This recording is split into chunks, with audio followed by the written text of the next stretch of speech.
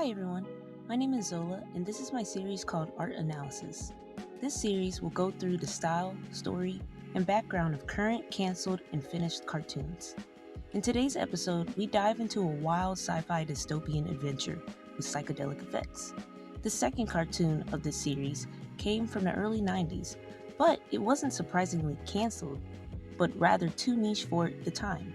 This is Art Analysis of Aeon Flux. My first introduction to this show was through a friend. They said that they were going through YouTube late at night and the algorithm decided to bless them with this small masterpiece. At first, I was reluctant to watch this small series because it really wasn't on my list of episodes to talk about. But then I saw the art style and I had to see what happened to this cult classic of a series. My first impression of the show after taking my time and watching this 16-episode series for 3 days straight was confusion. The first 6 episodes were at least 5 minutes and some change long, besides the pilot being 12 minutes long. I thought it was going to be like one of those short animations you would see during a commercial break while watching Adult Swim, but lo and behold, it started going strong on episodes 7 through 16. The concept I got from the show was like a sci-fi dystopian Mr. and Mrs. Smith vibe with a touch of Romeo and Juliet / psychedelic / Gnostic ideals / avant-garde undertones. It was a lot to take in, but the main thing that the story stayed consistent with is the classic warring sides approach. According to the Internet Archives, Aeon Flux is an American avant-garde science fiction adventure animated television series that aired on MTV from November 30th, 1991 until October 10th, 1995. With film, comic book, and video game adaptations following after.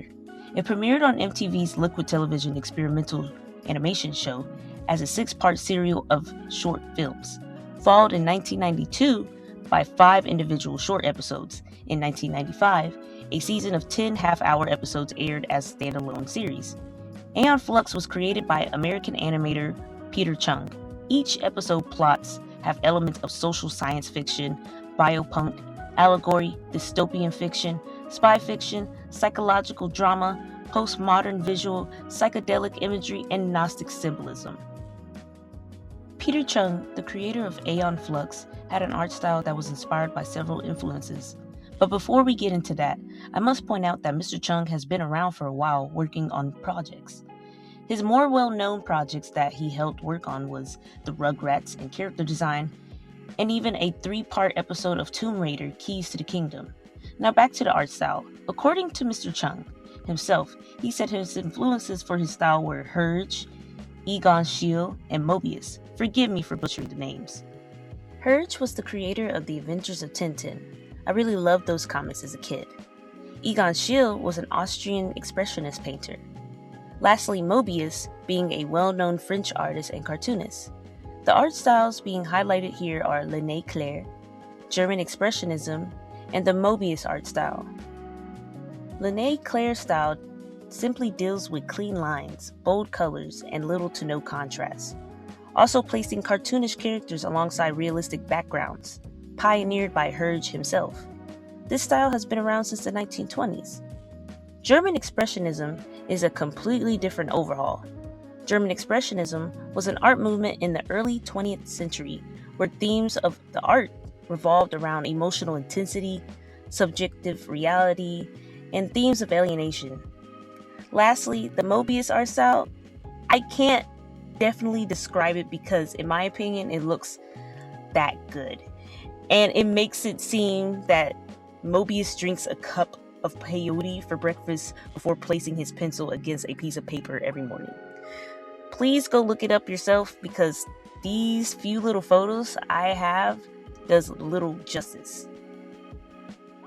So what is Aeon Flux about? And if it's so good, how come it couldn't make the cut? Aeon Flux is set in a surreal German expressionist style futuristic universe in the year 7698 AD. The setting comprises a bizarre post-apocalyptic dystopian world, surrounded by endless barren wasteland, mutant creatures, clones, and robots within the last 2 separated border wall cities of Monaco and Bregna. Similar to the Berlin Wall, located somewhere in former Eastern Europe, after an environmental catastrophe that wiped out 99% of the global population. The title character is a tall, sexy dominatrix, scantily clad secret agent from the city of Monica, skilled in espionage, assassination, and acrobatics. Her mission is to infiltrate and destroy the strongholds of the city of Bregna, which is led by her sworn enemy and sometimes lover, Trevor Goodchild, the technocratic dictator of Bregna. The two cities engage in a futile, never-ending war for ideological supremacy. While Monica represents a dynamic, nihilistic, anarchist society where rules do not exist, Bregna embodies a centralized, scientific, planned, Orwellian police state. The names of their respective characters reflect this: Flux as the self-directed agent for Monica, and Goodchild as the self-appointed leader of Bregna. The term Aeon comes from the Gnostic notion of aeons as emanations of the god, who come in male or female pairs, here Flux and Goodchild being one of them. This juxtaposition also maps accordingly to the characters of Eris and Greyface in the Discordian mythos. Further mythic parallels can be drawn into likening Goodchild to Apollo and Flux to Artemis. That is as further as the rabbit hole I go into. I am not doing anything else. Do it on your own time, please. So a sci-fi dystopian society set in the future where two cities battle it out with each other, with the main undertone being duality. Oh my god, why couldn't the show stay on longer? Believe it or not, the show didn't technically get canceled. It was put to the side, so to speak. The show was expensive to produce, and it was too niche for the time. Mind you, during the 90s, other shows that were dominating at the time were like The Simpsons, Beavis and Butthead, and Rugrats. The audience for the show was pretty small, so it made sense why the bigwigs went the other way.